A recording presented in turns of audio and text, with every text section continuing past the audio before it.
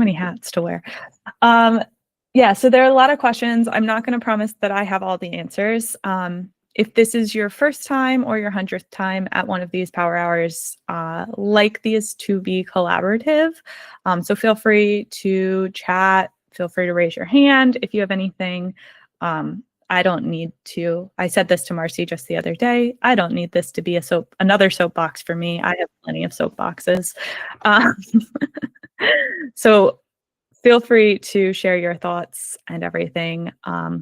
Happy to lead the discussion, but I am, I don't know everything. I know that I'm wrong all the time. So open to anyone's conversations here.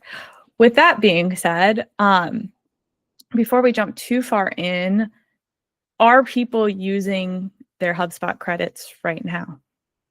Yes or no? You can put it in the comments, in the chat. Yeah.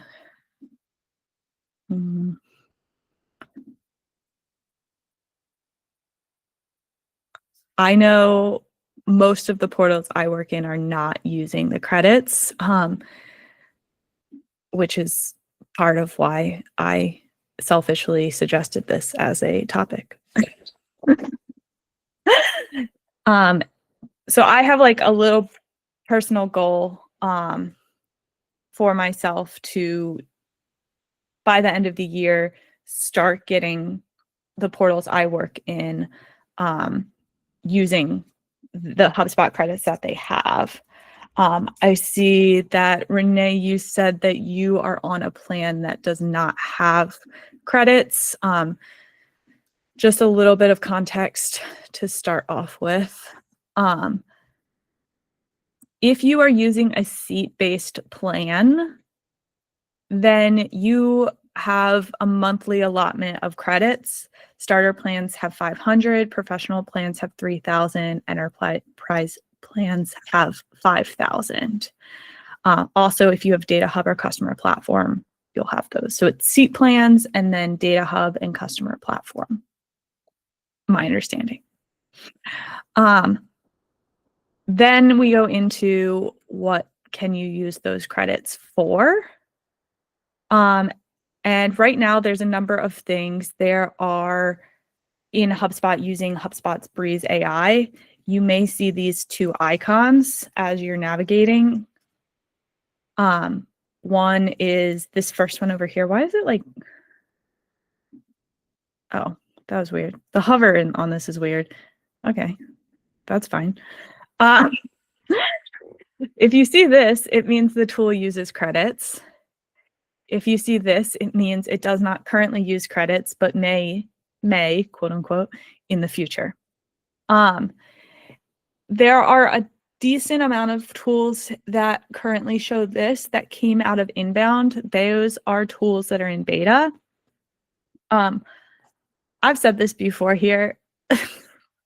I shouldn't say this publicly. We're going to put this on YouTube. I shouldn't be recorded saying this, but I'll say it again. I've already been recorded saying it.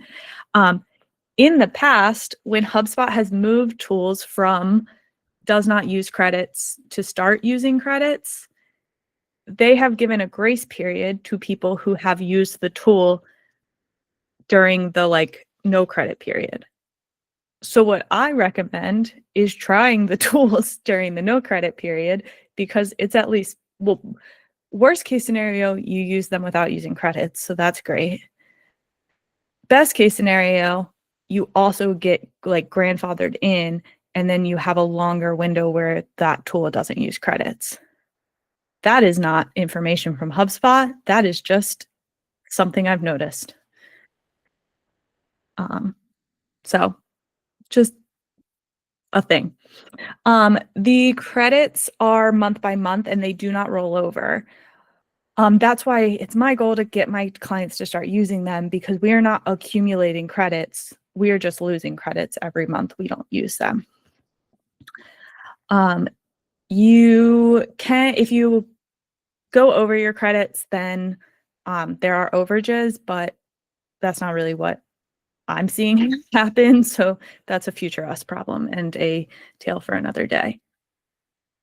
The tools that use credits, thing not have a thing?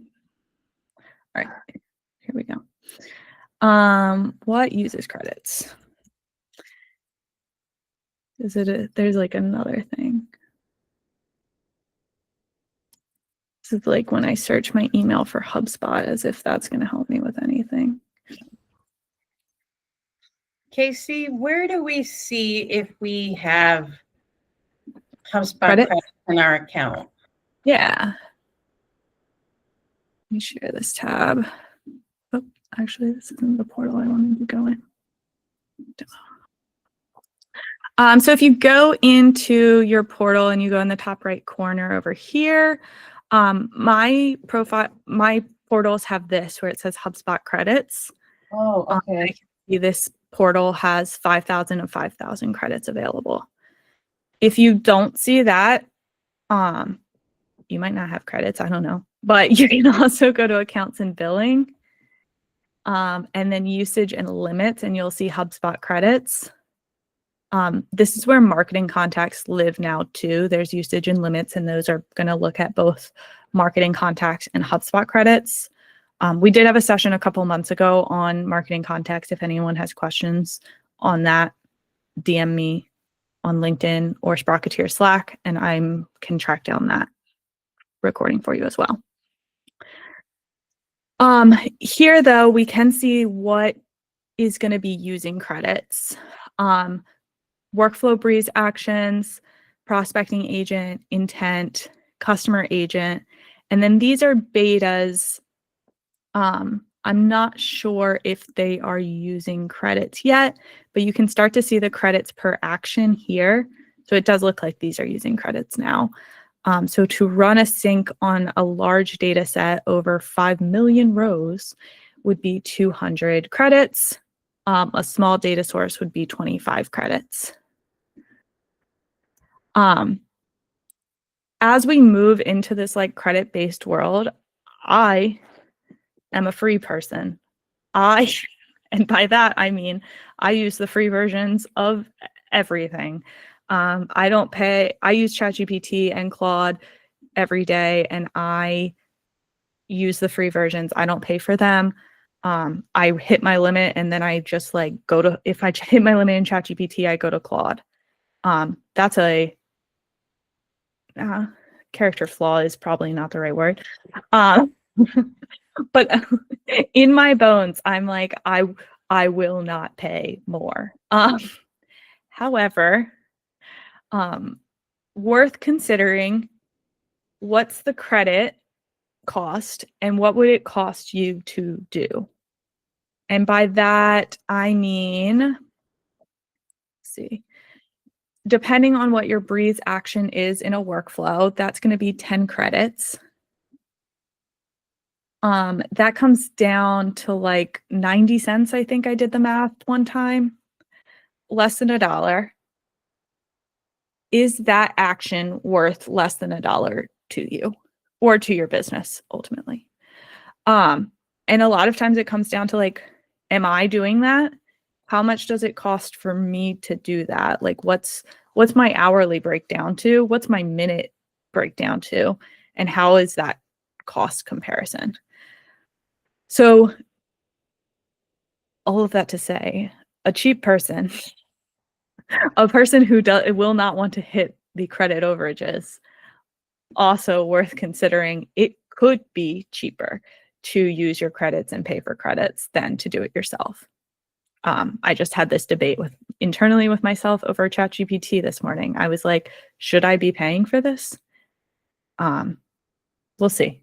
Stay tuned next week for more on that. Where I have used credit so far is in the intent tool. That is 10 credits, and you can enable intent signals to create companies and or monitor company for 1 month. Amanda, are you still here? Did you leave? Oh, she might have. I think she was having internet troubles. My friend Amanda is helping me set this up for a client right now. And that has been like, That's been the one place I have been using it, and it's kind of, admittedly, because it's fairly easy to set up. Buyer intent signals. So you can track companies here, and it's 10 credits a month per company, allegedly. You can track all the companies in your CRM if you wanted, but you would be paying 10 credits per company per month. But so I would recommend, what I've been doing is I take my target accounts and just track those. So let's do magical software, tracking 10 signals. So it's going to be 10 credits a month to start tracking the intent signals for magical company.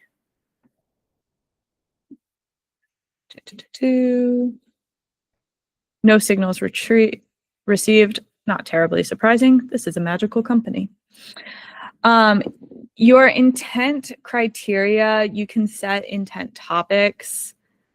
You can also set to auto add people. So for example, I've done this with that target account checkbox on my records. If a company is added to my target account list, then I automatically pull them into tracking intent from there. See if I can pull it up in a way that's not going to get me arrested.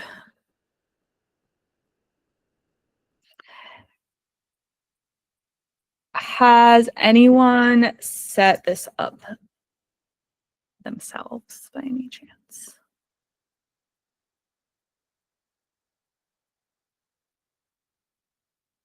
No. Here, I'll do this one. So here is where I'm tracking this. I can see some research signals here.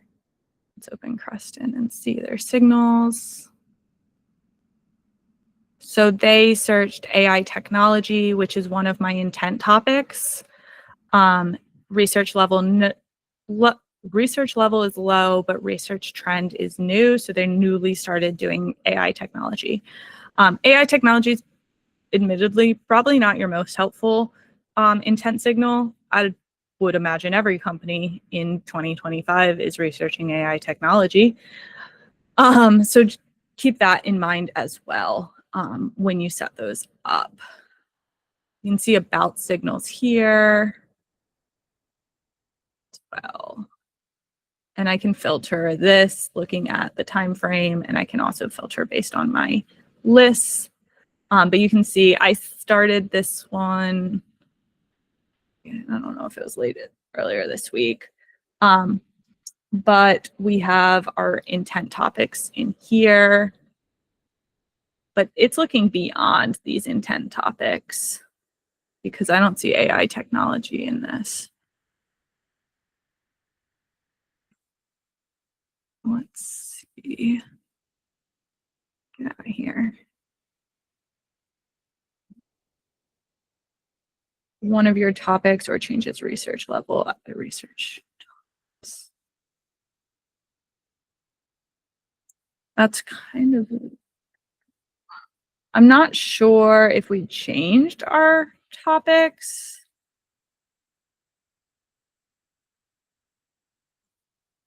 Because it does say researching one of your topics, and that's not in there. But you can also, it'll also track company news and things like that. Again, this is one way I've been using it, mostly because it's fairly easy to set up, admittedly. Yes, and Marcy, I see you use Zoom Info for this.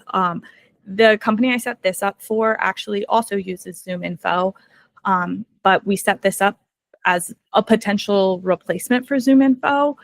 You know, and then again, when we look at like the cost of credits, that's also something to consider. Are you already paying for this type of data? Is HubSpot like going to save you money? Even though you have to pay for more credits, will that save you money in the long run? And that's going to differ by organization.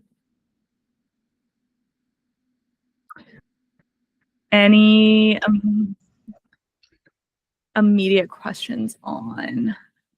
I have a question, Casey. Since you tested intent, HubSpot intent, is their data good? Like HubSpot data, intent data is better than Zoom Info, or it's similar?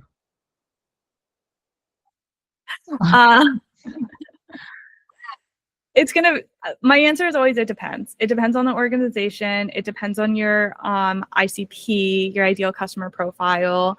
The reason that we're running this side by side with Zoom Info right now is to compare. We're going to be side by side looking at which companies are showing up as intent for Zoom Info and which companies are showing up with intent in HubSpot. We just set this up, I think it was this week, because we just started getting signals earlier this week. So I don't know the answer for this client yet. And even really the industry overall, that's always going to be hard to answer. And then even loftier, I don't, how reliable is intent data? I don't know. I mean, AI technology, three companies are showing up as they've researched.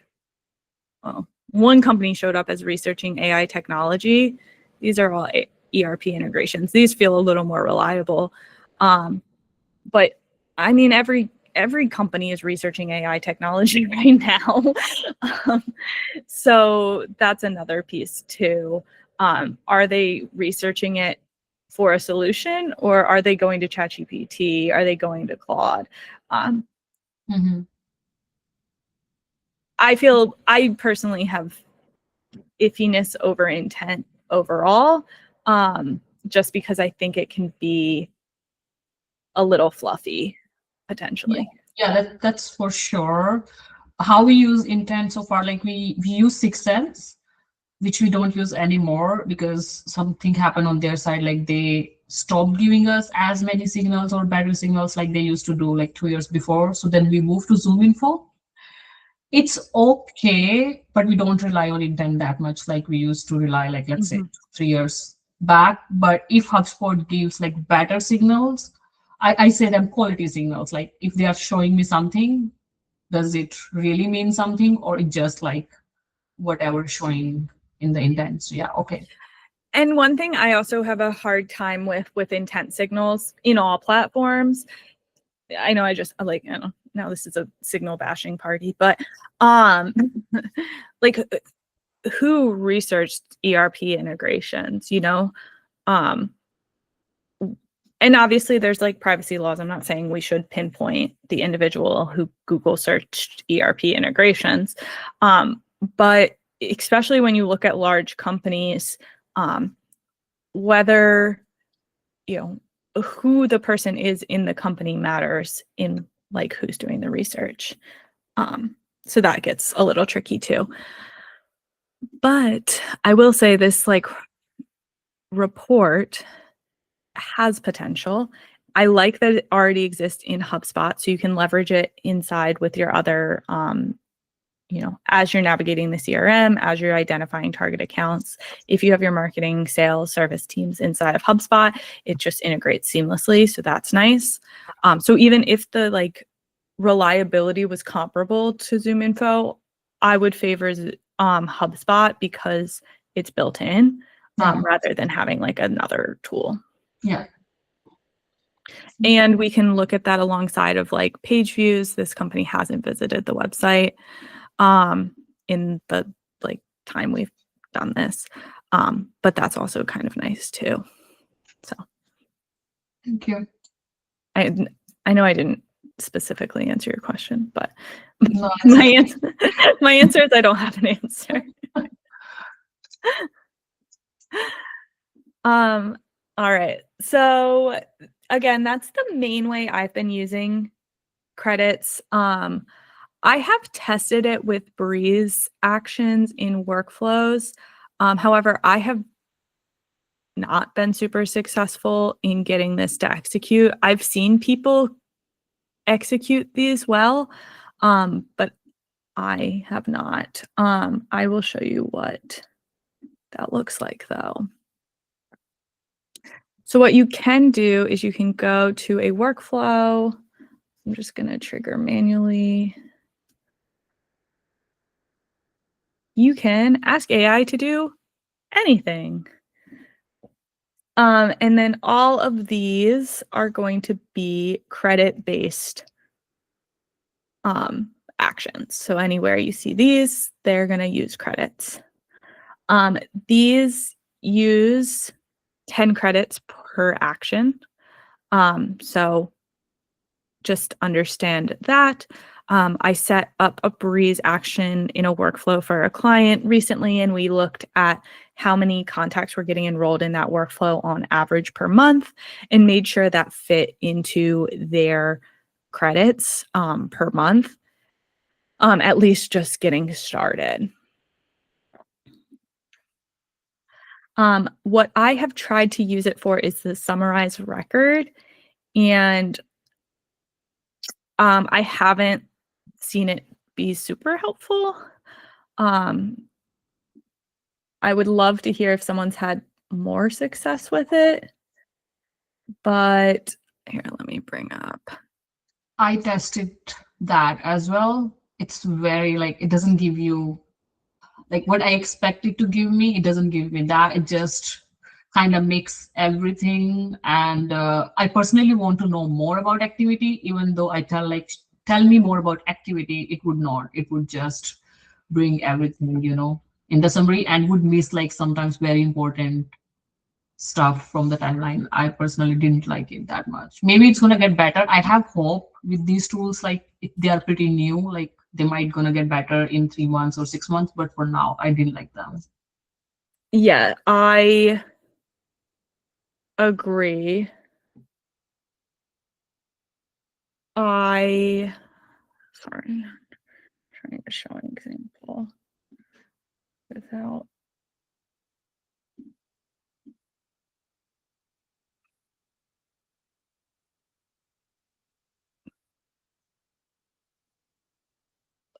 No, undo them. Okay.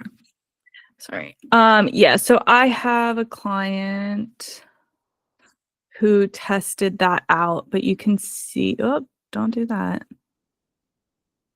Okay, just like jump there.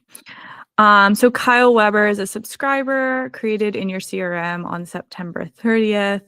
They're associated with the company mail.org, not a real company, but that's fine. But that's not the AI's fault. And can be reached out by whatever fake email they put in or by phone. Currently, Kyle does not have an assigned owner. You might consider adding a task or drafting an email to engage with them further. This is fine. It didn't tell me like how he was created by the CRM. What we wanted to do with this was send this to the sales team in their like task when a new lead is created and passed to sales. But this just didn't give us enough information on like the pages they visited or anything like that. So that was the pain point we had in setting it up. I then tried to create my own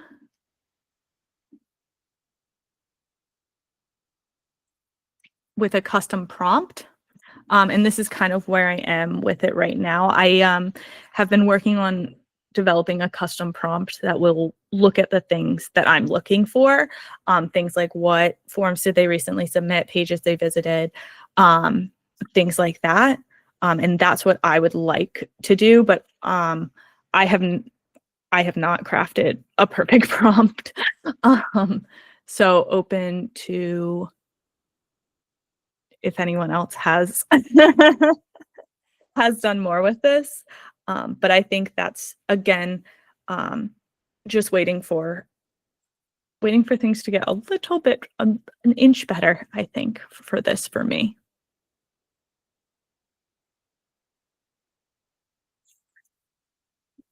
I have done the research There's also things like inferring value propositions and ICPs and then researching company news. These are really interesting to me and could work better depending on your industry specifically, but I think those are some great potential use cases in my opinion, is being able to pull company information there. And that takes us over a little bit.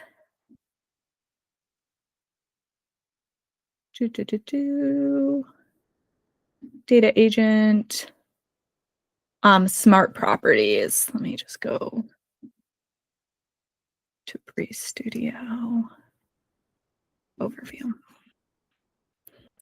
And I have played a bit more with smart properties.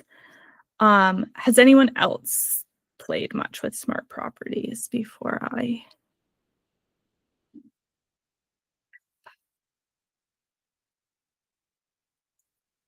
If you don't already know, smart properties can be created on contact or company records at this time.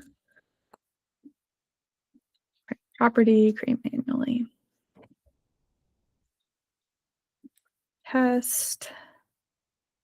And I think they have to be single line or they can be multi-line. Is that right? Or are they set up to? Where is it? Let's do a single line and see. Rules. Access. So have to be a smart prop. Just there where it says smart property. That's all. Fill in using data agent. So you would set up your property and then you would say then you would go over to where it says smart properties and click fill in using data agent.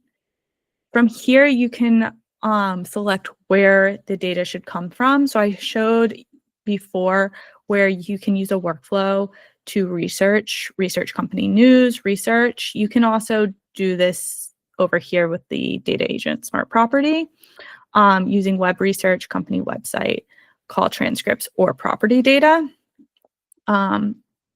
With the contact,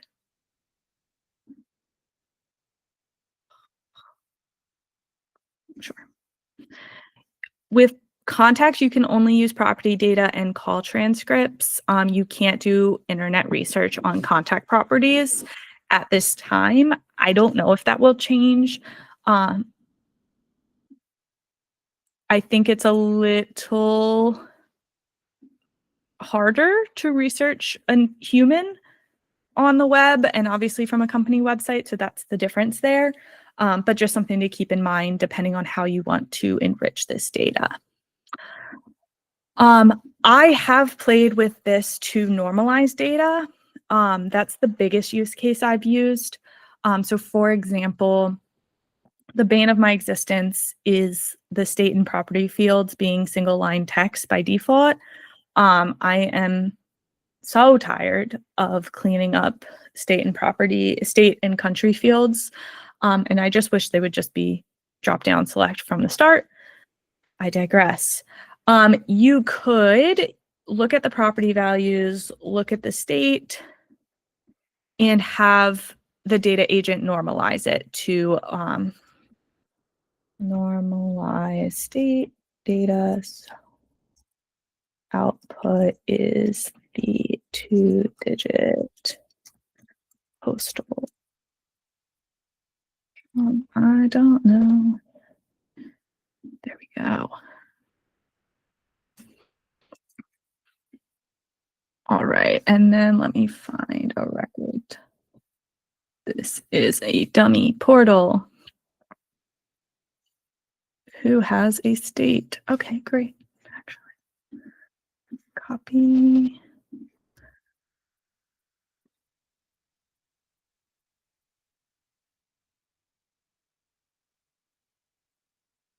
Ta-da! That was right. So that's one option. However, this comes back to like the is it worth it conversation. So this is going to cost 10 credits. That is, I think, let me just look it up instead of just saying things. overages, buy additional credits, view our pricing page.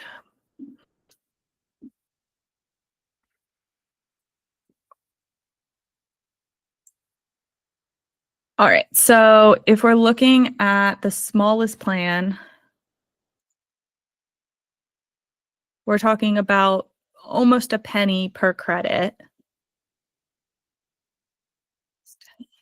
So it would be 9 cents for every enrichment. Is this worth 9 cents to you and your company? I can't answer that for you. If you're using this data to route leads, send out mailers, I don't know, then it might be worth 9 cents to you to have this be clean data. However, it might not, and you might be fine working around. I know I've spent hours building workflows to clean these types of things up. I charge $150 to $200 an hour. If I'm spending 5 hours building that, I mean, that's a lot of money. You could do that with AI for much cheaper. But also, you know, there are other people that you could hire to do that too. So something to consider from a data cleanup perspective, like how much is it worth it? What I think is more interesting is some of the smart properties you can build for using the call transcript specifically. So there used to be a cool page. I feel like they changed something. There used to be a place that it like suggested properties. That's fine.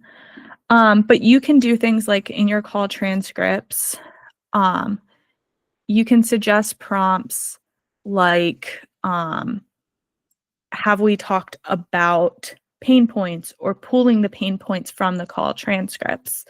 That's where I think these get really cool. And I think that's where it's definitely worth 10 cents to be able to segment your audience based on what pain points they've discussed, or pool that so you can decide, you know, which assets they should be sent, or even just report on the types of pain points that are coming up in call conversations. Like, I think all of that's really super interesting. The problem I've run into is this is just based on call transcripts. I don't have a lot of portals that are syncing call transcripts to HubSpot at this time. So for me, that's the biggest limitation I have right now, is like wishing that my clients had their call transcripts synced into HubSpot, because then you can do some really, really cool stuff. Also worth noting, a lot of this stuff where like company website, web research come in, as I mentioned, that's only available right now on company records. Great for B2B, which a lot of the HubSpot ecosystem is B2B, but not everybody is B2B. So kind of worth considering that audience as well. I have one client that is technically B2B, but one of those B2B organizations that like acts more B2C. So they have been very eager to use their credits, but we're having trouble figuring out like where any of this really fits in for them. Is this always working in the background, or does it have to be triggered by a workflow? I don't remember off the top of my head, so let's find. Does anyone else know before I just try to find an answer?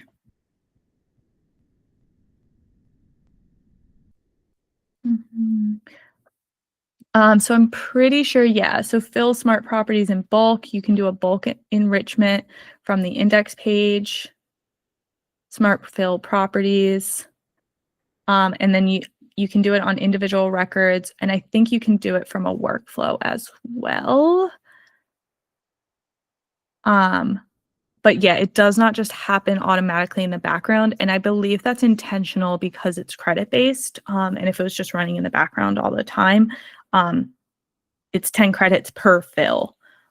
So that you could kind of use up credits unintentionally with that. Wow.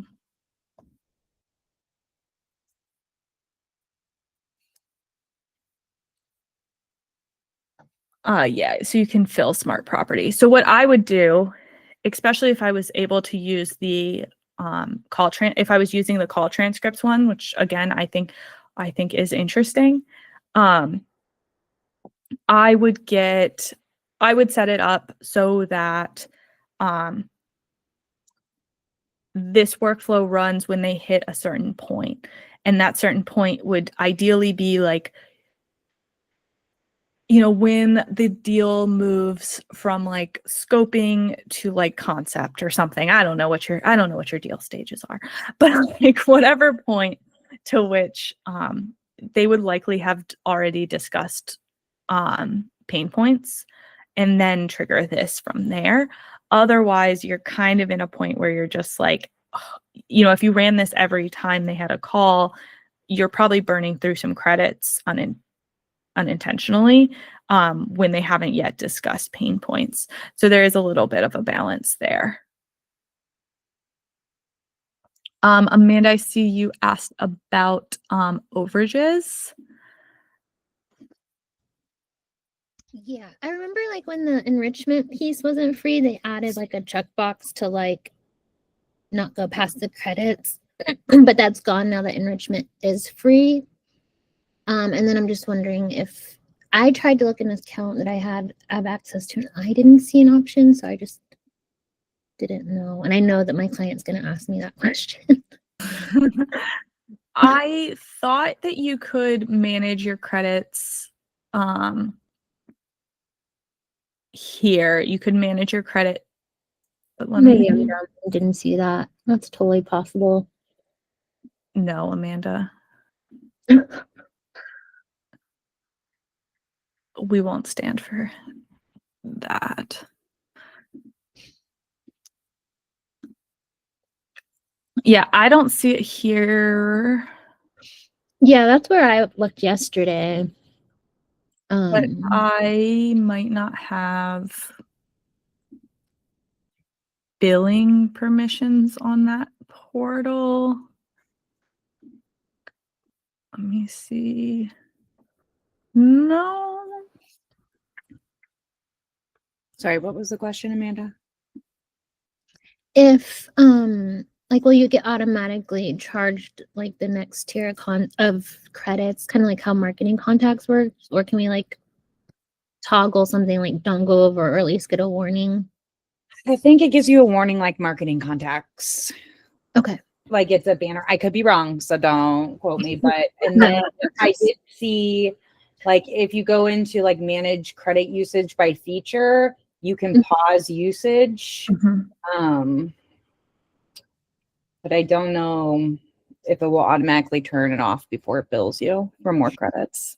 Yeah. I mean, I see Renee said that you can set it up to not go over a certain limit. I mean, I see that here. I just don't see that in my portal, in either of the portals I looked at. Yeah, I didn't either. And I know I have billing permissions in one I looked in. So yeah, I pulled up like my portal and I don't see it there, which as the person that pays for that portal, I'm quite confident. I don't see it in mine, and I can see billing too. Yeah, this is what I tried to look something like. I see where I can add credits. No problem there. Obviously that. I don't see.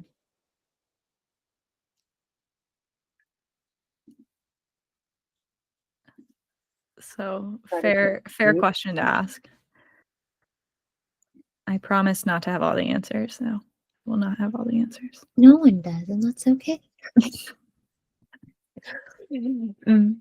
The other places we can use credits are the agents, and specifically prospecting agent, customer agent, and newly closing agent. Although that's free right now.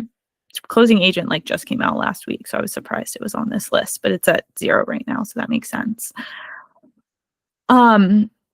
These are 100 credits per conversation, and these agents are, the customer agent kind of works like a chatbot, but smarter. And then the prospecting agent will like set up conversations, like start off like a custom sequence kind of thing. So check those out. But those are 100 credits, which at the top tier, you're having 5,000 credits per portal if you have the highest tier, which is 50 of those. Not to say those are not worth it. I know I'm saying that a lot.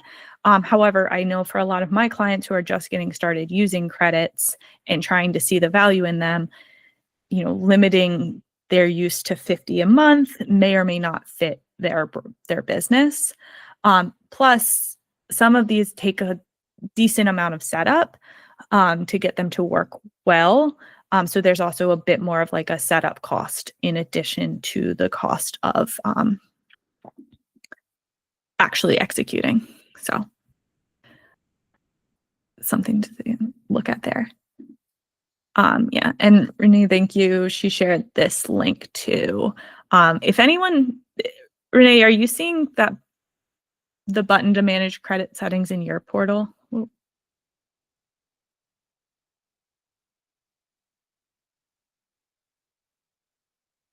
Yeah. Okay, cool. But your portal doesn't have credits, yeah. Okay, never mind. Then you probably don't have overages. Or you only have overages. So yeah, anyone, if you're seeing it, it might just be a HubSpot issue. Yeah, like he said, I don't know. But I did believe there was an option to not like go over your credits. But again, I'm not seeing that right now.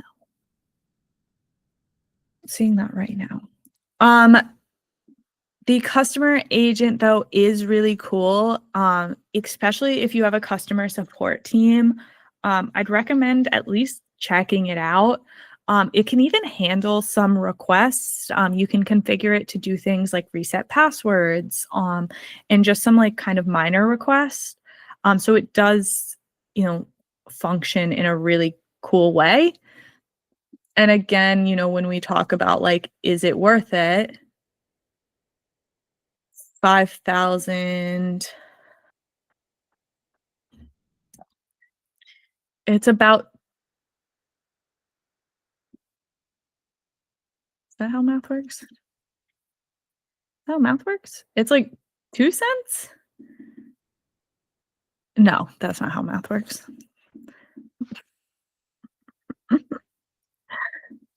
That's okay. It's like $1 per run, which again, when we're looking at like, who is currently taking some of those requests, would it take some pressure off of your customer success team so they can handle more complex issues or even focus a little more on more complex issues rather than doing password resets? If so, maybe it is worth buying the extra credits and spending $1 per customer agent conversation just to kind of clean out some of the noise. So all that there. There are also these sync credits. I have not used these at all, but if you have big data systems that you would like to push into HubSpot, this is an option. I don't know very much about it. If anyone else does, feel free to tell us more about it here as well.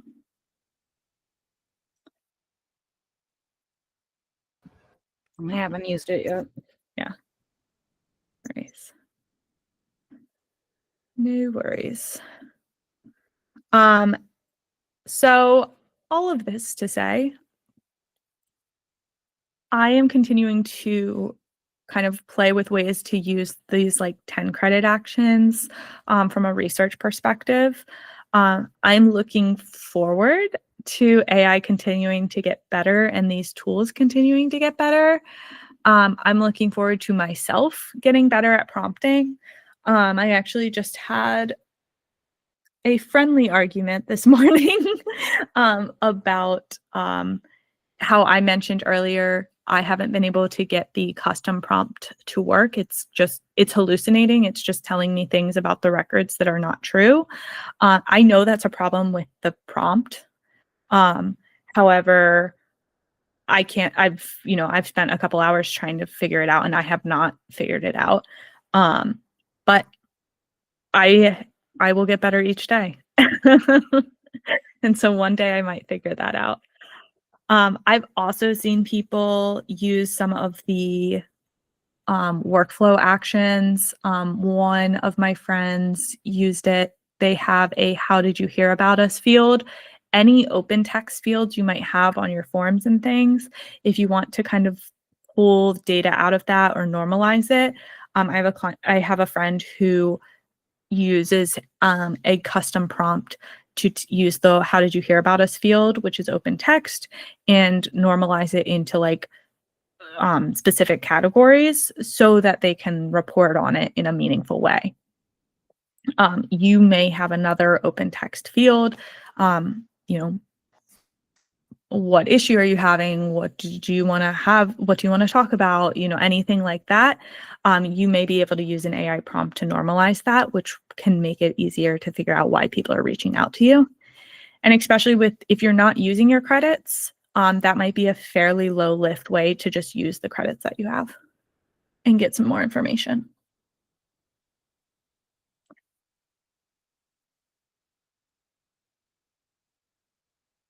Anyone have any questions or use cases?